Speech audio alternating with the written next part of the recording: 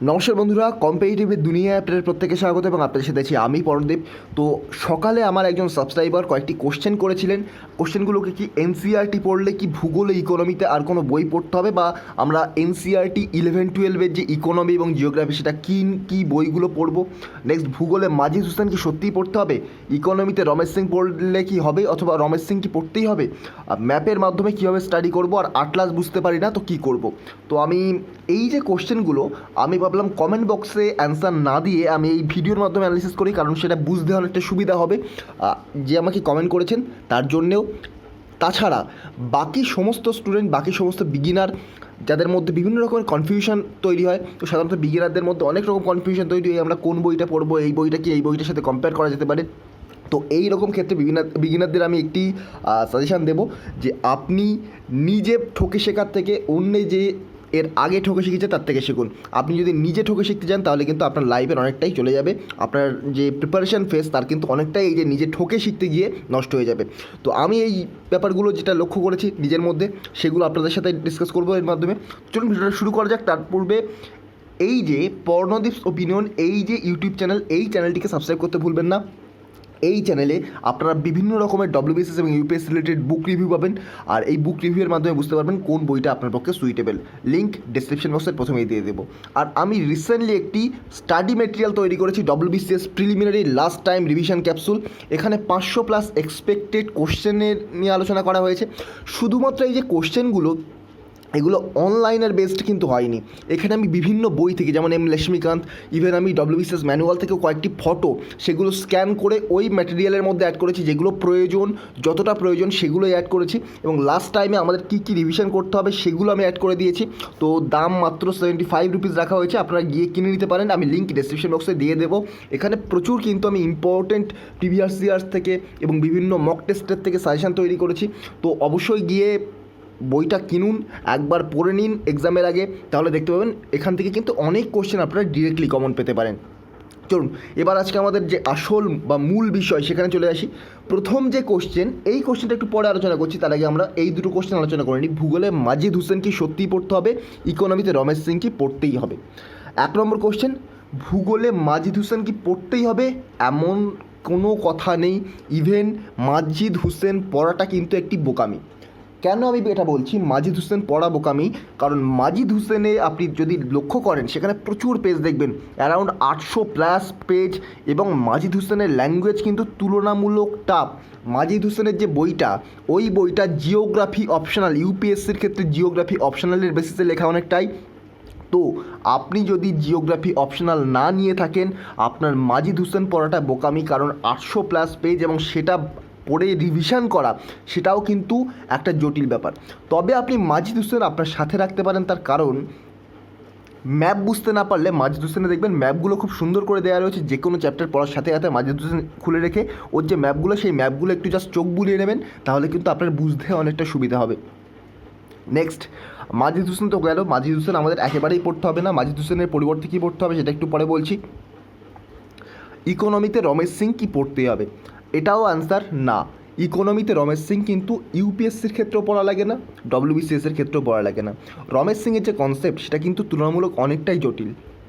তো এক্ষেত্রে রমেশ সিংয়ের জায়গায় কী কী করা যেতে পারে সেটা একটু পরে বলছি, তার আগে আমি বলে দিই রমেশ সিংয়ের প্রবলেমগুলো কী কী। রমেশ সিংয়ে প্রয়োজনের থেকে অধিক ডেটা দেওয়া রয়েছে, এবং এই প্রয়োজনের থেকে অধিক ডেটা এটা এই যে ইকোনমিটাকে আরও জটিল করে দেয়। ইকোনমি অবশ্যই একটি জটিল সাবজেক্ট, কিন্তু আপনার যদি কনসেপ্ট ক্লিয়ার থাকে ইকোনমি কিন্তু খুবই সহজ লাগবে। আমি রিকমেন্ড করব আপনারা ইকোনমিতে আপনার যদি বেসিক ক্লিয়ার না থাকে, প্রথমে ইকোনমির কনসেপ্ট ক্লিয়ার করুন। ইকোনমির কনসেপ্ট ক্লিয়ার করলেই ডব্লিউবিসিএস মেন্স থেকে বেশিরভাগ কোশ্চেনই কিন্তু আপনি পারবেন। তারপরে আপনি যখন ইকোনমির যে স্ট্যাটিক পোর্শন সেটা পড়বেন, যখন আপনি বাজেট পড়বেন, ইকোনমিক সার্ভে পড়বেন, তখন কিন্তু ইকোনমিটা সম্পূর্ণ কভার হয়ে যাবে, এবং ইকোনমির কনসেপ্ট যখন আপনার ক্লিয়ার থাকবে তখনই কিন্তু ওই স্ট্যাটিক পোর্শনটা আপনি বুঝতে পারবেন। ইকোনমির কনসেপ্ট কীভাবে ক্লিয়ার করবেন আমি অলরেডি রমেশ সিং থেকে বলেছি ঠিকই, কিন্তু বিভিন্ন রমেশ সিং এবং অন্যান্য বই থেকে বিভিন্ন জায়গা থেকে বিভিন্ন রকম কনসেপ্টগুলো যেগুলো ইম্পর্টেন্ট কনসেপ্ট, সেই কনসেপ্টের ওপরে কিন্তু অ্যারাউন্ড 45 ভিডিও এনে দিয়েছি। তবে আমি নাম দিয়েছিলাম রমেশ সিং ইকোনমি লেকচার। তো আমার প্লে লিস্টে চলে যাবেন, রমেশ সিংয়ের ইকোনমি যে লেকচারগুলো, প্রত্যেকটা লেকচার প্রথম থেকে শেষ পর্যন্ত দেখবেন, আপনার ইকোনমির কনসেপ্ট ক্লিয়ার হবেই, এটা আমার গ্যারান্টি। তো আপনি যদি আমার চ্যানেলে না দেখতে চান, আপনি অন্য জায়গা থেকেও দেখতে পারেন। যে কোনো জায়গা থেকে ইকোনমির লেকচারগুলো অন্তত কনসেপ্ট প্রথমে ক্লিয়ার করে নিতে পারেন, তাহলেই কিন্তু ইকোনমিতে রমেশ সিং পড়া লাগবে না। তো রমেশ সিংয়ে অনেক এমন ডেটা রয়েছে, রমেশ সিংয়ে এমন অনেক অ্যানালিসিস রয়েছে যেগুলো সাধারণত অন্য বইতে পাওয়া যায় না। এটা সম্পূর্ণ ভুল। তার কারণ রমেশ সিংয়ের যে অন্য অ্যানালিসিসগুলো রয়েছে, আপনি যদি লক্ষ্য করেন ক্লাস ইলেভেনের যে ইকোনমি বই রয়েছে, যার নাম হচ্ছে ইকোনমিক ডেভেলপমেন্ট, ওই বইটা থেকে রমেশ সিংয়ের যে ইউপিএসসি মেন্সের যে টপিকগুলো সেগুলো কিন্তু কভার হয়ে যাবে। আর এনসিইআরটি ক্লাস 12-এর ম্যাক্রো ইকোনমি থেকে কিন্তু রমেশ সিংয়ের বাকি টপিকগুলো কভার হয়ে যাবে।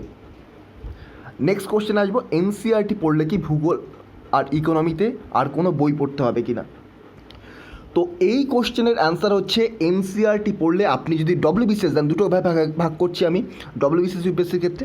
আপনি যদি ডব্লিউবিসিএস দেন, হ্যাঁ এনসিইআরটি পড়লে আপনার তার সাথে অন্যান্য বই পড়তে হবে। যেমন ধরুন আমি এক্সাম্পল দিচ্ছি, এনসিইআরটিতে এমন অনেক ডেটা রয়েছে যেগুলো অন্য সাধারণ কোনো বইতে নেই, আবার অন্য সাধারণ বইতে এমন কিছু তথ্য রয়েছে যেগুলো আপনি এনসিইআরটিতে পাবেন না। এক্সাম্পল কেমন? আইসিএআর এর যে ক্লাসিফিকেশন অনুযায়ী ইনসেপ্টিসল বলে এক ধরনের সয়েল রয়েছে, সয়েলের যে শ্রেণীবিভাগগুলো সেখান থেকে তো বাকিটা পেয়ে যাচ্ছেন। এছাড়াও অন্যান্য বইতে কিন্তু কোপেনের ক্লাসিফিকেশান, ক্লাইমেট ক্লাসিফিকেশান, এগুলো কিন্তু অতটাও ডিটেলসে পাবেন না, অতটাও সুন্দরভাবে গুছিয়ে পাবেন না, যেটা কিন্তু এনসিইআরটিতে খুব ভালোভাবে দেওয়া রয়েছে। আমি যখন এনসিইআরটি বই সম্পর্কে আলোচনা করেছিলাম তখন এটা বলেছিলাম, যেটা এনসিইআরটিতে খুব ভালোভাবে দেওয়া রয়েছে। তো এনসিইআরটি ক্লাস 11-এর বই পড়লে ডব্লিউবিসিএসের ক্ষেত্রে অন্তত এনসিইআরটি ক্লাস 11-এর একটা বই পড়ুন। একটা বই অ্যাকচুয়ালি দুটো বই পড়লে তো খুবই ভালো হয়। আপনি যদি তাও না চান, এনসিইআরটি ক্লাস 11-এর একটি বই, কোন বইটা? বইটার নাম হচ্ছে ইন্ডিয়া ফিজিক্যাল এনভায়রনমেন্ট। ক্লাস 11-এর এই একটা বই ইন্ডিয়া ফিজিক্যাল এনভায়রনমেন্ট, এই বইটা পড়ুন। তার সাথে ক্লাস 12-এর একটি বইতে দেখবেন দুটো বই রয়েছে হিউম্যান জিওগ্রাফির, সেখানে কিন্তু একটি বই রয়েছে যে বইটাতে মিনারেল, ওরে, এই টাইপের যে তথ্যগুলো, এগ্রিকালচার, এগুলো সম্পর্কে আলোচনা করা রয়েছে, ওই বইটা পড়ুন। তাহলে কিন্তু ক্লাস 11-এর দুটো বই পড়লে বেশিরভাগ টপিক, জিওগ্রাফি থেকে বেশিরভাগ টপিক কিন্তু আপনার কভার হয়ে যাবে।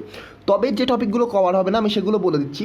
জিওগ্রাফির মধ্যে আপনারা হয়তো জানেন যে স্ট্যাটিক পোর্শন বলে আমরা একটা পোর্শনকে রাখি, যেমন ধরুন city besides river, important national park, biosphere reserve, এগ্রিকালচারের ক্ষেত্রে হর্টিকালচার কাকে বলে, এই টাইপের যে টার্মগুলো, তারপর বিভিন্ন রকমের revolution, green revolution, white revolution, এগুলো কিন্তু এনসিইআরটিতে আপনি পাবেন না। তো এগুলো আপনি কার্তিক চন্দ্র মণ্ডল থেকে কভার করে নিতে পারেন।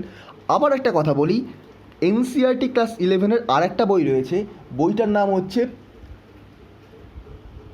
Fundamental of physical geography. তো এই ফান্ডামেন্টাল অফ ফিজিক্যাল জিওগ্রাফি আপনি যদি পড়তে না চান, তাহলে কিন্তু আপনি একটা কাজ করতে পারেন, ডব্লিউবিবিএসসি বোর্ডের ক্লাস 10-এর যে ফিজিক্যাল জিওগ্রাফি সেটা পড়ে ফেলুন, তাহলেই কিন্তু কভার হয়ে যাবে। কারণ ক্লাস 10-এর যে ডব্লিউবিবিএসসি বোর্ডের ফিজিক্যাল জিওগ্রাফি ওটা খুব সুন্দরভাবে দেওয়া রয়েছে, ইভেন এনসিইআরটি বেসডে দেওয়া রয়েছে।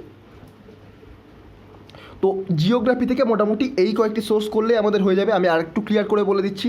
1 নম্বর আপনাদের করতে হবে এনসিইআরটি ক্লাস 11-এর জিওগ্রাফির মধ্যে ইন্ডিয়া ফিজিক্যাল এনভায়রনমেন্ট। 2 নম্বর হচ্ছে এনসিইআরটি ক্লাস 12-এর জিওগ্রাফির মধ্যে আপনাদের করতে হবে হিউম্যান জিওগ্রাফির মধ্যে যে বইটাতে মিনারেল, এগ্রিকালচার এগুলো সম্পর্কে রয়েছে ওই বইটা। 3 নম্বর হচ্ছে আপনি এনসিইআরটি ক্লাস 11-এর আর একটা যে বই রয়েছে ফিজিক্যাল জিওগ্রাফি, ওটা পড়তে পারেন। ওটা যদি না পড়তে চান তাহলে কিন্তু ডব্লিউবিবিএসসি বোর্ডের আরেকটা যে ক্লাস 10-এর বই রয়েছে ওই বইটাতে ফিজিক্যাল পার্টটা একবার পড়ে নেবেন, তাহলে কিন্তু জিওগ্রাফির এনসিইআরটির এই পোর্শনটা কভার হয়ে যাচ্ছে। কিন্তু বাকি যেগুলো বললাম স্ট্যাটিক পোর্শন, 4 নম্বর পয়েন্টে যেটা বললাম সেগুলো কার্তিক চন্দ্র মণ্ডল অন্যান্য বই থেকে আপনাকে কভার করতে হবে। যেমন ধরুন city besides river, important river dam, তাছাড়া আরও অন্যান্য যে এই টাইপের ন্যাশনাল পার্ক, বায়োস্ফিয়ার রিজার্ভ, এগুলো কিন্তু কার্তিক চন্দ্র মণ্ডল থেকে কভার করতে হবে। তো এই গেল জিওগ্রাফি। নেক্সট আলোচনা করবো ইকোনমি আপনারা এনসিইআরটিতে কীভাবে কভার করতে পারেন। ডব্লিউবিসিএসের ক্ষেত্রে আপনাকে ইকোনমি এনসিইআরটি থেকে কভার করতে গেলে আপনাকে ক্লাস 12-এর ম্যাক্রো ইকোনমি কভার করতে হবে। ক্লাস 12-এর ম্যাক্রো ইকোনমি কভার করার সাথে সাথে আপনি যদি পারেন ক্লাস 11-এর বইটা একবার পড়ে ফেলুন। যদিও ক্লাস 11-এর বইটা ইউপিএসসির পার্সপেক্টিভ থেকে ইম্পর্টেন্ট, ডব্লিউবিসিএসের পার্সপেক্টিভ থেকে নয়, তবু ক্লাস 11-এর বইটা একবার পড়ে ফেলুন, আপনার কনসেপ্ট কিন্তু অনেকটাই ক্লিয়ার হয়ে যাবে। আর ইকোনমি আমি যেটা বললাম, ইকোনমি আপনি শুধুমাত্র বই পড়ে বুঝতে পারবেন না, সে এনসিইআরটি পড়ুন। আর রমেশ সিং পড়ুন।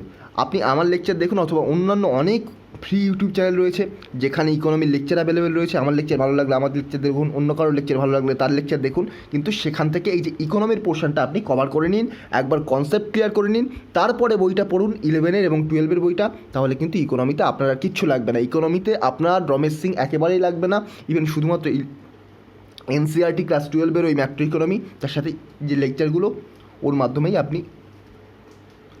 কভার করতে পারেন। তো এই গেল ইকোনমি এবং জিওগ্রাফি ডব্লিউবিসিএসের ক্ষেত্রে। ইউপিএসসির ক্ষেত্রে বলি, ইউপিএসসির ক্ষেত্রে জিওগ্রাফির ক্ষেত্রে আপনার কার্তিকচন্দ্র মণ্ডলের কোনো প্রয়োজন নেই, শুধুমাত্র 11 অ্যান্ড 12-এর যে জিওগ্রাফি রয়েছে এই দুটো বই, যদি আপনি এই দুটো বই নয়, এই দুটো ক্লাসের বই, মোট 4টে বই, এই 4টে বই কভার করলে আপনার কিন্তু আপনার জিওগ্রাফি থেকে আর কোনো রকম বই পড়া লাগবে না। আরেকটা জিনিস, ইকোনমিতে মেন্সে দেখবেন ইকোনমিক ডেভেলপমেন্ট বলে রয়েছে, ইকোনমি বলে কোনো সাবজেক্ট নেই ইউপিএসসি মেন্সের ক্ষেত্রে। তো সেখানে ক্লাস 11-এর বই, তার সাথে বিভিন্ন গুগল থেকে বিভিন্ন আপনাকে নোট কালেক্ট করতে হবে, বিভিন্ন রকম টপিক ধরে ধরে সার্চ করতে হবে। আমি অলরেডি শুরু করেছিলাম সায়েন্স অ্যান্ড টেকনোলজি, তো কিছু কারণে আমি রেগুলার কন্টিনিউ করতে পারছি না, খুব তাড়াতাড়ি আমি কন্টিনিউ করে দেবো। আমার ইচ্ছা আছে যে প্রত্যেকটা ইউপিএসসি মেন্সের টপিক ওয়াইজ প্রত্যেকটা টপিক আমি কভার করে দেবো। তো চেষ্টা করবো আমি করে দেওয়ার, কেননা অত বড় সিলেবাস কতটা করতে পারবো আমি জানি না, তবে চেষ্টা করবো যতটা সময় লাগুক, কিন্তু অবশ্যই একবার কমপ্লিট করে দেওয়ার চেষ্টা করব। তো এই গেল আপনাদের ইউপিএসসি এবং ডব্লিউবিসিএসের ক্ষেত্রে ইকোনমি জিওগ্রাফি। নেক্সট কোশ্চেন, ম্যাপের মাধ্যমে স্টাডি আমরা কীভাবে করব এবং কোন কোন ক্ষেত্রে ম্যাপের মাধ্যমে স্টাডি করা দরকার। দেখুন, ক্লাস 11-এর এনসিআরটির প্রথম যে চ্যাপ্টার তার নাম রয়েছে ইন্ডিয়া সাইজ অ্যান্ড লোকেশান। তো ইন্ডিয়ার যে সাইজ অ্যান্ড লোকেশান আপনি তখনই এটা ম্যাপের মাধ্যমে মনে রাখতে পারবেন যখন আপনি দেখবেন যে এই যে কন্যাকুমারিকা অন্তরীপ এই পজিশনে রয়েছে এবং এটা আমাদের দক্ষিণতম বিন্দু, এই যে আন্দামান নিকোবর, এইখানটায় আন্দামান নিকোবর দ্বীপপুঞ্জ রয়েছে, এখানে 10 ডিগ্রি চ্যানেল যাচ্ছে, 10 ডিগ্রি চ্যানেল তার মানে নিরক্ষরেখা আরেকটু নিচে রয়েছে, ইকুয়েটর আরেকটু নিচে রয়েছে। এছাড়াও আন্দামান কোথায় রয়েছে, সাউথ আন্দামান কোথায়, লিটিল আন্দামান কোথায়, কার নিকোবর কোথায়, এপাশে যে দ্বীপপুঞ্জগুলো রয়েছে নিচে, এখানটায় নিচে শ্রীলঙ্কা রয়েছে, মান্নার উপসাগর রয়েছে। তো এইগুলো আপনি তখনই বুঝতে পারবেন যখন ম্যাপের মাধ্যমে দেখবেন। শুধুমাত্র আপনি যদি বই পড়েন আপনার কিন্তু কনসেপ্ট ক্লিয়ার হবে না, আপনার ছবির কিন্তু অবশ্যই দরকার, ম্যাপ অবশ্যই দরকার। তো এইগুলো এবার আপনি কীভাবে স্টাডি করবেন আমি আরেকটু বলে দিই, এক্সাম্পল দিই।